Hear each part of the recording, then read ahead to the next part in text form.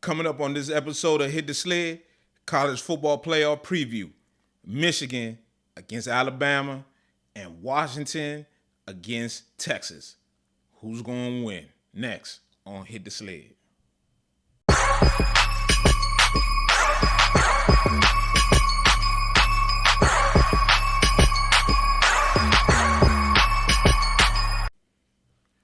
Hey, what's up, everybody? This Eve coming to y'all again with another episode of Hit the Sled. Before we get started on this college football playoff preview, hey, follow me on my YouTube channel. If you watching it here, you know what it is. Hit the Sled. Follow me. I'm on YouTube. Also, I'm on Twitter. Also, I'm on Instagram at Hit the Sled. Also on Facebook. But not only that, I'm now on TikTok and now on Twitch. So follow me. Hit the subscribe button, put some comments in there, hit the likes button, and man, I truly appreciate everybody watching, everybody showing the love and support. I truly appreciate it. That being said, as we get started on this college football preview, Monday, it's a big game, man. National championship, national college football playoffs. Can Michigan beat Alabama? That's an ongoing question. Hey, man. Let's not make no mistake about it. This is a tough one for my Wolverines, man. This is going to be tough. This is going to take this is a coach's game right here. This one right here is going to be pivotal for Michigan to come up with a plan to beat Alabama. This is one of those games where Jim Harbaugh and his coaching staff have to scheme up, put a game plan together for these guys to be successful. And what I mean by that is Jim Harbaugh is going to have to put together a game plan for J.J. McCarthy for him to be successful. Because let's not make no mistake about it. Alabama is going to be ready to go. They're at the pinnacle of college football. Saban is at the pinnacle of college football. He get the best players, and also he's one of the best coaches. He leaves no stone unturned. Those boys are disciplined, they're motivated, and they're great players. And it's going to be one of those game plans. This is a coach's game plan. This right here is on Harbaugh. This game is on Harbaugh. I don't hear nobody talking about it. I don't hear they keep talking all of the above. No. This game is about Jim Harbaugh. This is why you hired Jim Harbaugh. This is why Jim is at Michigan. Jim, if this game was between Saban and Harbaugh in the National Football League, people would pick Jim to beat Saban. If this was the 49ers playing against the Dolphins, it wouldn't even be close. Everybody would be choosing the 49ers. That old 49ers team with Cap and them, with Patrick Willis, Navarro Bowman, and Frank Gore and them, Justin Smith. Man, them people's there, man. Carlos Rogers, Dante Whitner, Golston and them at safety. You got Frank Gore. You got Cap. You got that O-line with Stanley and them on the O-line. Fast forward to Saban and them with Dante Culpepper and them. Man, the 49ers, they were like Jim the better coach. Now, we in the college level. Now, can Jim put together a game plan for J.J. McCarthy to succeed? Can Jim get his defensive coaching staff to put a scheme together to confuse but also control Jalen Monroe? That's what I want to see. That's what I'm going to be looking at. What's the scheme? What are they trying to do? How are they trying to attack Jalen Monroe? How are they trying to attack Saban? How are they trying to get protection? Because let's not make no mistake about it.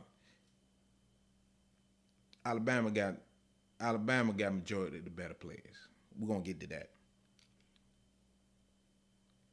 What scheme are they going to come up with to prevent Jalen Monroe to not to beat him? Are they going to try to keep him in the pocket? How are they blitzing him? What type of rush are they doing? Are they going to try to muddle rush? Are they going to try to contain them? Or are they just going to do what they do? Just try to get to them. In the secondary, are they trying to confuse them? Are they trying to run man to man? How are they trying to attack the Jalen Monroe? That's what I want to see. I want to see what type of scheme Jim and his coaching staff comes up with, because they cannot. If they think they going into this game, they don't going to run the ball like they did at the beginning of Penn State, they sadly mistaken. That's the wrong notion there. That's the wrong idea. They can't just line up and just run the ball. They got to come up with different ways to do it. They got to come up with new ways to do what they want to do. Formations, scheme. Are they going to run outside? Are they going to pick and choose when they run inside? What type of run game are they going to use? Are they going to keep trying to run their duo, which Saban and them are going to be well prepared for? Are they going to try to run outside? What type of runs are they going to try to do? Is J.J. McCarthy going to be involved in those runs? What type of scheme are they going to try to do? Are they going to try to copy what Auburn did? Or are they going to try to copy what Texas did? I'm really, really interested in what Jim comes up with. Because as you fast forward this and you look at the matchup between the players, hey, man, when you go through the players, we can start first at the quarterback position. All right, I get a quarterback in my team. I think J.J. McCarthy is better than Jalen Monroe. I get that to Michigan. Check. Running back position. For the first time, I don't know a running back for Alabama that's great, but they good. If they at Bama, that means they good. If they Alabama, that means they're good. So, but we got Blake Corum and we got Donovan Edwards. So I give us the check. Now, let's go to the offensive line. Offensive line, we missing our best lineman. Zach Zinter. All-American, unanimous All-American. Broke his leg against Ohio State. Broke his leg against Ohio State. Didn't seem to matter. But when we got into Iowa, they struggled. Gave up 4 sacks. Wasn't effective running the ball. Whereas though Alabama, they played excellent against Georgia. As the season went on, they slowly got better. Played great against Georgia. We missing our best O-lineman. I gotta get that to Saban. O-line to Saban. Let's go to wide receiver. Hey man, our wide receivers are good, but them kids at Bama, man, they different. They got a lot of juice with them. Now, that's why I said what I said earlier. What type of scheme they gonna come up with to confuse Jalen Monroe to prevent him to be able to execute with those receivers? Because position body for man, Alabama got the better wide receivers. I got to give Bama the receivers. Defensive line. I think that's a push. Our defensive line is very good. They got Dallas Turner. They got pass rushers. They kind of no name, but at one point, no one knew who Deron Payne was until he lined up against Clemson. Then everybody knew who Deron Payne was. So, with that being said, I give it a push.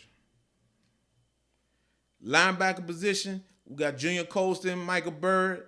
I don't know a lot of those kids from Bama's names right now, but you know, they good players. They 4 or 5 stars. I give that a push. DBs. Hey man, them boys got 2 first-round picks at that corners. Will Johnson, he won't be coming out till next season. Now he's a first-round pick. He probably top 5 next season, but this season he's a sophomore. And receiver-wise, Saban and them got plenty of receivers, so he's gonna be negligible at best. But our other corners, Wallace, Sandra Steele, you know, we kind of shaky at corner. I gotta get the DBs to Alabama. So you look at these positions. The only position we flat out better than them is at quarterback and running back. Are we gonna be able to hold up? So that's why I'm saying this right here is a scheme game by Harbaugh. This is Jim Harbaugh against Saban. Who will come up with a better plan? Now Saban got the better players. That's why I'm keep stressing on Jim. This is why Jim is there for these moments. This is it. This is why Jim is there. This is why Jim, that's why Jim is there. Jim now has dominated the Big Ten. He's dominated the Big Ten. It's now the next step. Can he beat Saban in college football? If they were in the NFL, I'd say, yeah, he beat Saban. He beat Saban college in the NFL. Easy. Can he do it now in college? Because Saban got the better players. Can they do it? Can the coaching staff for Michigan, Sharon Moore, DC Mike Minch, are they going to be able to come up with a scheme to be able to get the job done? We about to find out. We are about to find out because it's going to be something else. It's going to be something to see.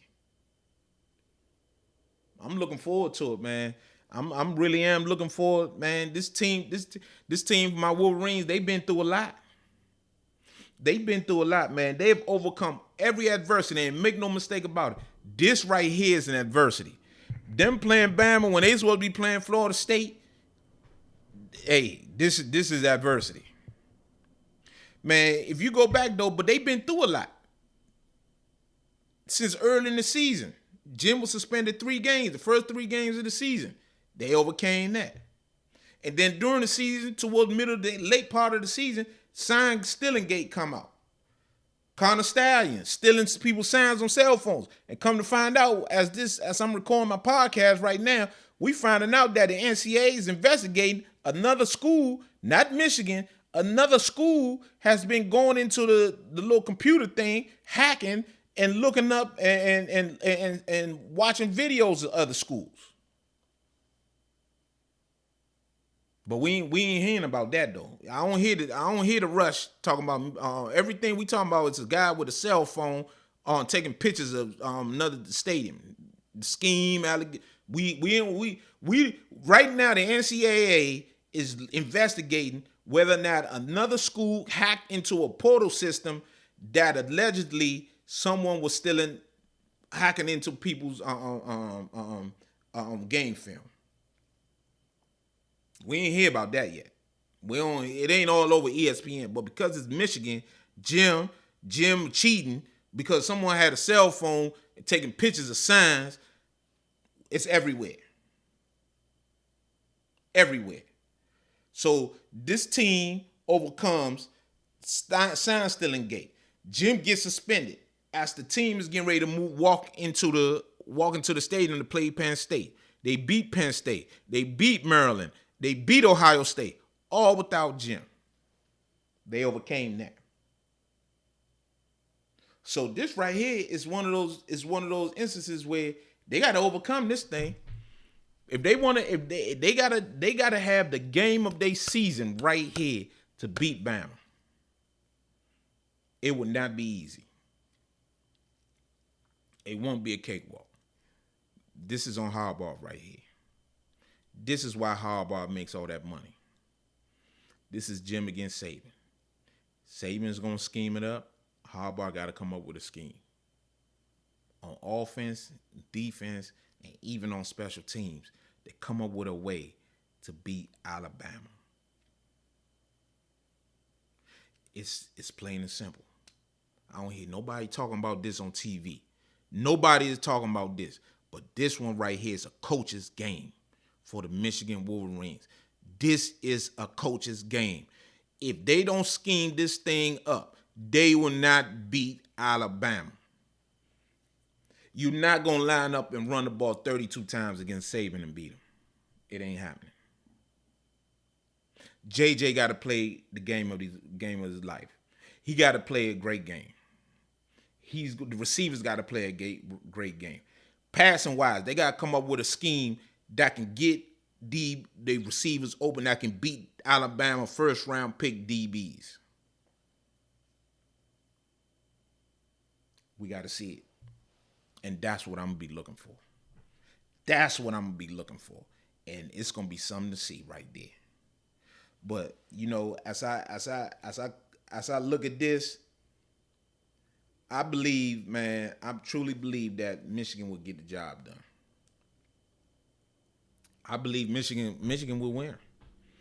I believe Michigan, this team has overcome so much. They have overcome so much. I just think this is another obstacle. This is a special team. The quarterback is special. The defense is special. I've been watching Michigan football for 30 years. Since I was a little young and running around. I've been a Michigan fan since Desmond Howard caught that 4th-and-1 pass by Elvis Grbac in the end zone, and they caught the ball. He caught the ball, and it was against Notre Dame. And Brent Musburg was talking about he's going for it all. A dive and catch. I've been a Michigan fan ever since. I was in college in 1997 when Charles Woodson won the Heisman. Everybody thought it was going to be Peyton Manning. We was in the lounge in Gold Hall, 3rd floor, 1997. Charles Woodson won the Heisman. The only defensive player ever to win the Heisman Trophy was a Michigan Wolverine. And we won the national championship. We were national champions. And I think this team is better than that team. And they had one of the greatest players in program's history on it, Charles Woodson. This team is better than that team. So I think they're going to get it done. I think they're going to get it done. That being said, it's going to be a close one now. It's going to be a close one. But I think Michigan going to beat Alabama. As we go on to the next game, we got University of Washington. Washington against Texas. This is an even matchup. This matchup right here they come into it. Texas has the most talent. Texas got more talent than Alabama, believe it or not. Texas, they won Tuscaloosa early in the season, week 2, and they beat Saban. Jalen Monroe was coming into his own. They come into that game. They went up there and beat them peoples, man. Quinn Ewers had a great game. Coach Sock, he got tremendous experience being with Saban for a long time as they won national championships in those playoff settings. So he has experience in those type of things. So they're going to be all right. Texas is going to be all right. But as any big game, a lot of it comes down to turnovers. But I think Quinn Ewers just, I think he has the talent to dominate this game. And with Sock play calling, they got a real shot, because when you look at it, the matchup, you look at the quarterback, look at the matchups between Washington quarterback and Texas quarterback, it's a push. You got Penix for Washington, and you got Quinn Ewers for Texas. That's a push. Running back position, you got to give it to Texas. Texas got a tremendous running back class. They got that running back young man with the dreads. I'm forgetting his name off the top of my head. He's gonna be something special as the years goes on. Receiver wise, Washington got some receivers now. They do got some receivers. So does Texas. Texas got receivers. As far as the O-line, Texas got some O-linemen too. So I get that. I give running back wise, I give it to Texas. Receivers is a push. O-line, I think Texas O-line is better. Defensive line, I give it to Texas too. Texas got some hogs now. Sock has done a tremendous job recruiting. At that position. They ready for the SEC now. They moved past the Big 12. They ready for the SEC. Linebacker position, they better. Corner, DB, secondary, they better. So out of all the positions, the only position I see that Washington got better talent, Washington, in my opinion, Washington ain't got no talent, no position group where they better than Texas. So I just think Texas should, if Texas come into this game and they do what they need to do, I think Texas should win. But Washington can do it too, because Penix, he's been playing well his entire career. I remember when he was at Indiana. He's been around a little bit of time too. He's been around a long time, Michael Penix. And you look at it, they can't turn the ball over if they want to win this game, Washington. And Michael Penix got to have the game of his life. Michael Penix has to have the game of his life for them to win. Gotta have the game of their life.